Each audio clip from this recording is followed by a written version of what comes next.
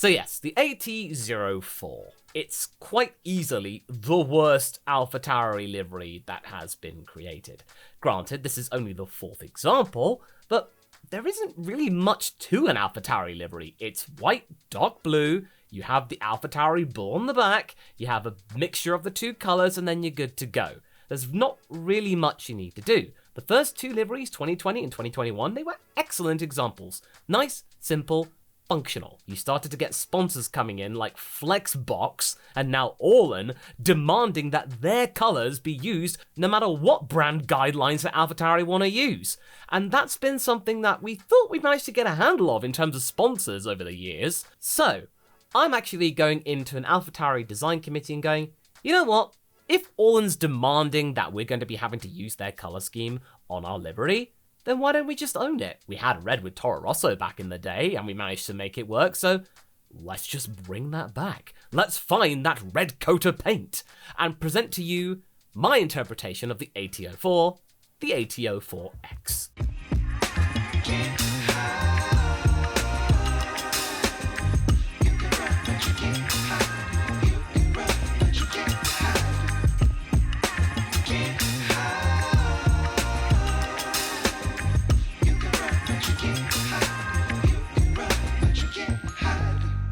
So here we are, folks, the AT04X, and my goodness, I surprised even myself. I am absolutely in love with this design. I was thinking about making it a matte composition, but I thought, you know what, let's make it stylish and juicy like the Alfa Romeo color scheme, and go back to something a little bit more glossy. Yes, I know that a lot of F1 teams are using exposed carbon and matte paint to try and save some weight, but you know what, I'm going to throw AlphaTauri a bone here and saying, it doesn't matter. I am now accepting the fact that Orlan is a major sponsor here, and instead of just having to have just random Orlan blocks every now and again, just incorporate the red everywhere, because that's what Orlan wants primarily. They just want their red and their logo and their bird logo somewhere on the car that is recognizable to that company.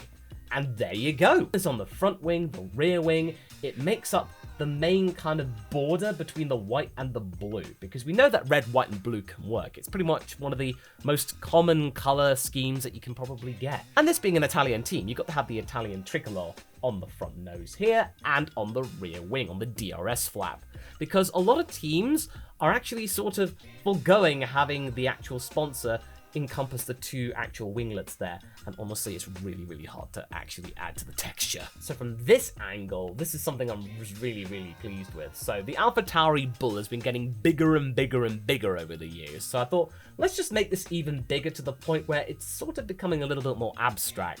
You still have the AlphaTauri logo here and the bull itself, and it's still a red bull, but you just use the Orlan red instead, a nice combination of the 2 entities working together. And then of course, naturally, with red being part of the Honda color scheme and brand guidelines, you just have the Honda in that little bit of empty space where the AlphaTauri logo is. Hypothetically, I've actually managed to strong arm Orlan into thinking, you know what, you can have one white Orlan logo here on the halo.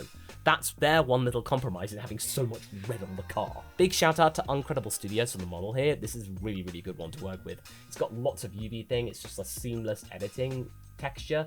Looks really good. This is something I thought I'd try a little bit different here too.